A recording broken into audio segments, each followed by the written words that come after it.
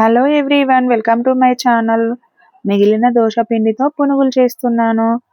ఒక ఆనియన్ తీసుకొని ఇలా కట్ చేసుకొని వేసుకోవాలి. అలానే కొత్తిమీర, కరివేపాకు కూడా చిన్నగా కట్ చేసుకొని వేసుకోవాలి. తగినంత సాల్ట్, జీలకర్ర, వంట సోడా కూడా వేసాను. సోడా కొద్దిగా చూసుకొని వేసుకోవాలి.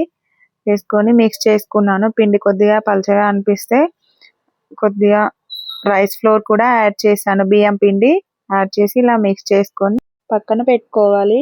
ఇప్పుడు స్టవ్ ఆన్ చేసి ఒక బౌల్ తీసుకొని డీప్ ఫ్రైకి సరిపడా ఆయిల్ వేయాలి. ఆయిల్ హీట్ అయ్యాక చిన్న చిన్న పునుగుల్లాగా ఇలా వేసుకోవాలి.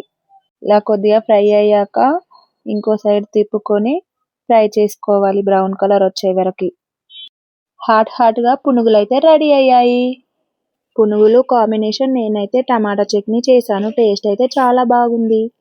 Thank you for watching. Like, share, subscribe.